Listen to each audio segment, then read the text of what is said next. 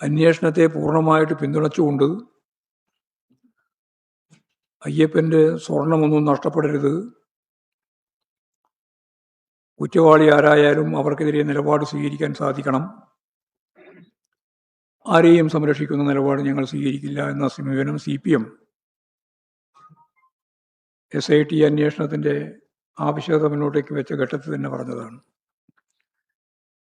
അതിൽ ഞങ്ങൾ ഒരു തരത്തിലും മാറിയിട്ടില്ല. എന്നാൽ മാധ്യമങ്ങൾക്ക് ഇപ്പോൾ പഴയ ഒരു ഉശിരില്ല.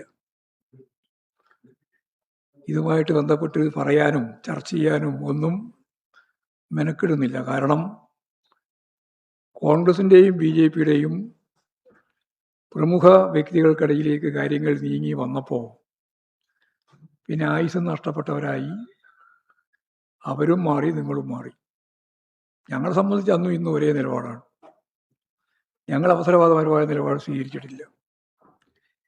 ഇപ്പോഴും SITക്കെതിരായിട്ട് VD സതീശൻ പറയുകയാണ്, BJPക്കാർ പറയുകയാണ്, സോണിയാഗാന്ധിയെ കാണാൻ ഈ കേസിലെ ഏറ്റവും പ്രമുഖമായ സ്വർണ്ണക്കൊള്ള നടത്തിയ പ്രതിയും സ്വർണം തട്ടിക്കൊണ്ടുപോയിട്ട് വിറ്റ കളവ് മുതൽ വാങ്ങിയ ആളും എന്തിനാണ് സോണിയാഗാന്ധിയെ കാണാൻ പോയത് എന്ന ചോദ്യത്തിന് ഉത്തരം പറയുന്നില്ല. രാഹുൽ ഗാന്ധി തന്നെ പറഞ്ഞത് ഇങ്ങനെ ഒരു പ്രശ്നം അവതരിപ്പിച്ചതേ തെറ്റായി എന്നാണ്.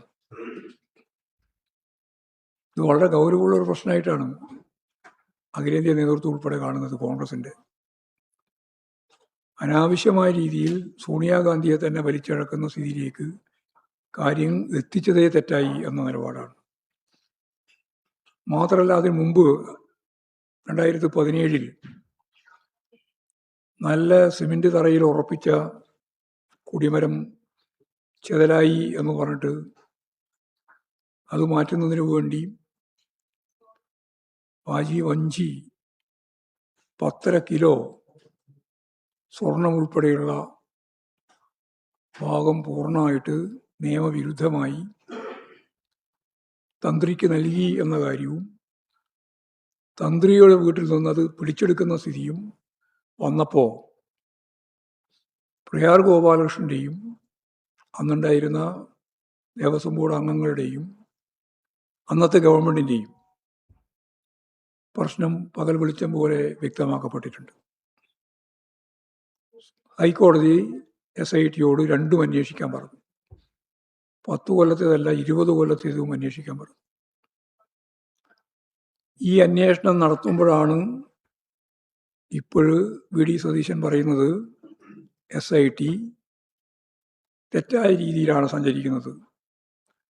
SITയുടെ വ്യാപ്തി, അന്വേഷണ വ്യാപ്തി കൂടി. ആദ്യം പറഞ്ഞതിന് അപ്പുറത്ത് കടന്നു.